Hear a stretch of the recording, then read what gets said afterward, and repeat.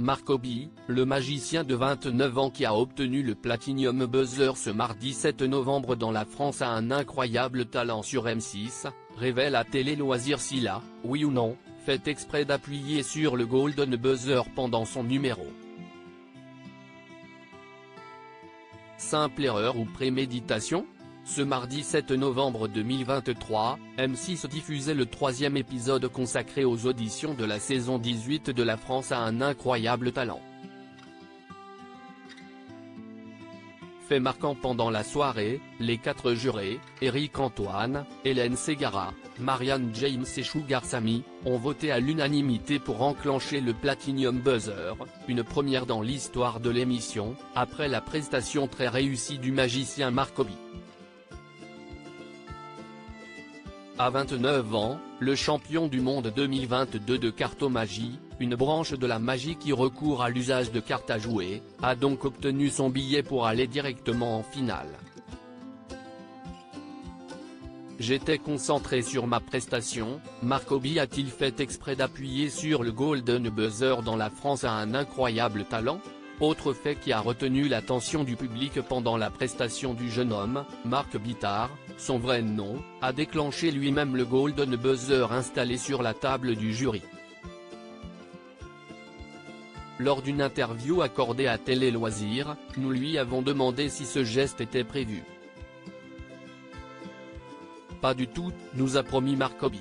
Je vais être honnête, et si est-il la première fois que je le dis, mais j'avais déjà pensé à appuyer exprès sur le Golden Buzzer, si je faisais l'émission un jour. Histoire de rigoler, a-t-il révélé. Mais le jour du tournage, le Strasbourgeois a assuré qu'il n'y pensait plus, quand si est arrivé, ce n'était pas du tout volontaire. J'étais concentré sur ma prestation donc je n'avais pas du tout remarqué que le buzzer était près de ma main, a-t-il poursuivi. En étant champion du monde, ils ont changé Davis, Marc Obi, Foy, évoque les critiques reçues à ses débuts dans la magie au cours de l'entretien. Le candidat de la France a un incroyable talent est aussi revenu sur ses débuts dans le milieu de la cartomagie. Il a notamment révélé avoir été la cible de critiques, on me disait qu'il n'était pas possible d'improviser partout et tout le temps comme je le fais. Certaines personnes n'aimaient pas mon style, très éloigné des magiciens traditionnels, a confié Marc Bittard.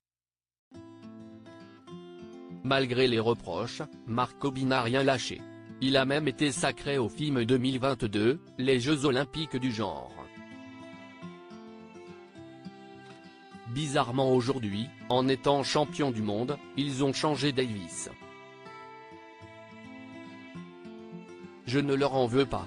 Moi aussi, il m'arrive aussi de critiquer et de changer Davis sur un sujet. Si est à l'artiste de tout donner pour faire comprendre son travail, a conclu le magicien qui ne garde aucune rancune envers ses détracteurs.